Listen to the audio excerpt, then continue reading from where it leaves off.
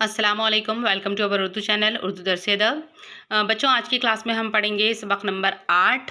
ये दर्जा 12वीं का सबक है, हिस्सा नस्र से लिया गया है। आज की जो सिन्फ है हिस्सा नस्र में वो है आप बीती। आइए पढ़ते हैं आप बीती क्या है। पिछली क्लास में हमने पढ़ा था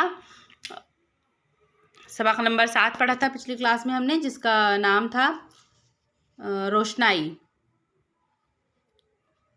सज्जाद ज़हीर का लिखा हुआ था वो चैप्टर। आइए आज पढ़ते हैं हम ये अख्तर उल ईमान का लिखा हुआ चैप्टर, जिसका नाम है इस आबाद खराबे में। तो पहले हम आप बीती पर नज़र डाल देते हैं। आप बीती क्या होती है। खुदनविश्त या आप बीती का मतलब है अपनी ज़िंदगी का हाल बयान करना। इस बयान के दायरे में पूरी ज़िंदगी भी आ सकती है और ज़िंदगी का कोई ख़ास दौर या वाक़या भी।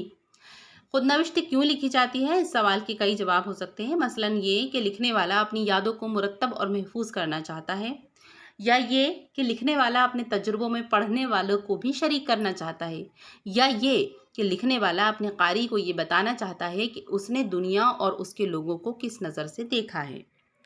अच्छी खुदनविश्त में लिखने वाला खुद अपने मुँह मियाँ मिट्ठू नहीं बनता, इसीलिए खुदनविश्त लिखने वाले को हमेशा बहुत ज़ब्त व एहतियात से काम लेना पड़ता है।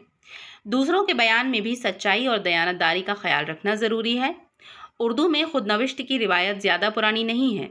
मौलाना जाफ़र थानिसरी की आप बीती काला पानी को उर्दू की पहली खुदनविश्त कहा जाता है।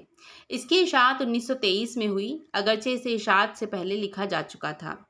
हमारे ज़माने में रशीद अहमद सिद्दीकी की आशिफ्ता बयानी मेरी, सर रज़ा अली की आमाल नामा, जोशमली आबादी की यादों की बारात, क़ुर्रतुल ऐन हैदर का सवानी नावल कारी जहाँ दराज है, कुदरतुल्लाह शहाब की शहाबनामा, खलीक इब्राहिम खलीक की मंजिलें गिरद के मानिंद, अख्तरुल ईमान की इस आबाद खराबे में बहुत मशहूर हुईं।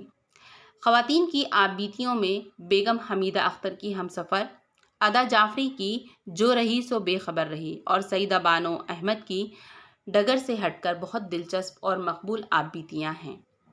आप बीती बिलुमूम नस्र में लिखी जाती है, लेकिन कुछ लोगों ने मंजूम आप बीतियाँ भी लिखी हैं। आइए पढ़ते हैं अख्तरुल ईमान की सवाने हयात। अख्तरुल ईमान का असल नाम मोहम्मद अख्तरुल ईमान था। वो नजीबाबाद ज़िला बिजनौर में पैदा हुए।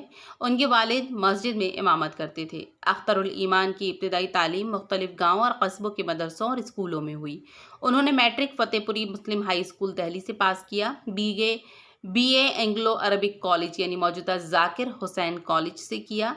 अभी में जो ज़ाकिर हुसैन कॉलेज है उसका पहले नाम था एंग्लो अरबिक कॉलेज। अलीगढ़ मुस्लिम यूनिवर्सिटी में MA उर्दू में दाखिला लिया, मगर इसे मुकम्मल ना कर सके। पहला साल मुकम्मल करने के बाद पूना चले गए, जहां फिल्मों के लिए लिखते रहे।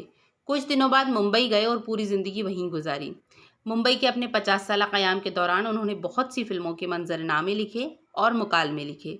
उनकी लिखी हुई बाज़ फिल्में बहुत मकबूल हुईं, मगर एक बुलंद पाया शायर होने के बावजूद उन्होंने फिल्मों के लिए गाने भी कभी नहीं लिखे। अख्तरुल ईमान का शुमार उर्दू के बड़े नज़्म गोशौरा में होता है। उनके 10 शेरी मजमूए शाये हुए। पहला मजमूआ गर्दाब और आखिरी ज़मिस्तां सर्द महरी का उनकी वफ़ात के बाद शाये हुआ। नस्र में उन्होंने आप बीती इस आबाद खराबे में के अलावा चंद अदबी मज़ामीन भी लिखे। आइए अब नज़र डालते हैं आबाद खराबे में चैप्टर के ऊपर। बच्चे यहाँ पर इसकी ये लफ्ज़ मानी दिए हुए हैं, ये आपको अपनी कॉपीज़ में लिख लेना है, जो मैं आपको नोट्स के ज़रिए सेंड कर दूँगी। यहाँ इसका ये खुलासा दिया है। चूँकि मेरे पास ये चैप्टर किताब की शक्ल में अवेलेबल नहीं है, इसलिए मैं आपको ये नोट्स के ज़रिए पढ़ा रही हूँ। आप इसका एक बार खुलासा पढ़ लीजिए। ये मज़मून अख्तरुल ईमान की आप बीती इस आबाद खराबे में का इब्तदाई हिस्सा यानी शुरुआती हिस्सा है। इस हिस्से में अख्तरुल ईमान ने अपने बचपन के हालात बयान किए हैं। वो लिखते हैं कि एक रात हम कम्बासी गांव से चलकर अब्दुल्लापुर जमुना नगर के स्टेशन पर पहुंचे। प्लेटफॉर्म पर तेल की लालटेन जल रही थीं। हमारे पास टीन का एक संदूक था। अब्बा ने टीन का संदूक मेरे सर पर रख दिया और बाकी सामान खुद ले लिया और पैदल ही सड़क पर चल पड़े। हम कहाँ जा रहे थे ये तो पता नहीं था। हाँ, इतना पता था कि पिछला गांव जहाँ से हम चले थे और हम जिस घर में रहते थे वहाँ आसिफ का असर था। वहाँ छोटा भाई रिजवान पैदा हुआ, जो कुछ ही दिनों के बाद मर गया। अपने छोटे भाई से मुझे इतना लगाव हो गया था, मैं उसकी कब्र पर चला जाता और वहाँ बैठा रोता रहता। बस्ती का कोई आदमी उधर से गुजरता तो मुझे घर ले आता। اس کے بعد اخترالایمان لکھتے ہیں کہ میرے والد امامت کا پیشہ کرتے تھے، انہیں دیہات بہت پسند تھے، وہ بچوں کو پڑھاتے بھی تھے۔ والدہ کے میکے جانے کے بعد بھی مجھے تعلیم کی وجہ سے والد صاحب ہی کے ساتھ رہنا پڑتا۔ وہ چاہتے تھے کہ میں بھی ان کی طرح امامت کروں۔ ان کی زندگی خانہ بدوشی سی تھی، کبھی سرکاری اسکول میں داخل اور کبھی قرآن حفظ پر لگا دیا جاتا۔ عبداللہ پور سے چل کر ہم جگادری پہنچے اور ایک قبرستان کے باغ میں رات گزاری۔ دوسرے دن سگھ مدرسے میں جو ایک یتیم خانہ تھا وہاں پہنچے۔ وہاں کے محتمم حافظ اللہ دیا تھے۔ کچھ روز ساتھ رہ کر میرے والد مجھے وہاں چھوڑ کر چلے گئے۔ انہوں نے امامت چھوڑ کر مدرسے کے لیے چندہ جمع کرنے کا کام شروع کیا۔ یہاں پھر قرآن حفظ کرنے کا سلسلہ شروع ہو گیا۔ جانے سے پہلے ابا نے مجھے نماز سکھائی جو مجھے پہلے سے ہی آتی تھی۔ سگھ مدرسے کی ایک لڑکی کا لالی کا نام یاد ہے، جسے ایک دن لکڑ بگھا اٹھا کر لے گیا۔ کچھ عرصے بعد حافظ اللہ دیا اور ابا میں انبن ہو گئی اور ہمارا وہاں سے تعلق ختم ہو گیا اور ہم سگھ بستی میں رہنے لگے۔ یہ 50-60 گھروں کا ایک چھوٹا سا گاؤں تھا جس میں مسلمان، راجپوت اور آرائیں کاشتکار رہتی تھیں۔ وہاں رحمت اللہ نام کے ایک شخص نے ہمیں اپنی حویلی کا ایک حصہ رہنے کے لیے دیا۔ اب ابا نے مجھے سرکاری اسکول میں داخل کرا دیا۔ اس گاؤں میں 1.5 میل کے فاصلے پر ایک پرانا قصبہ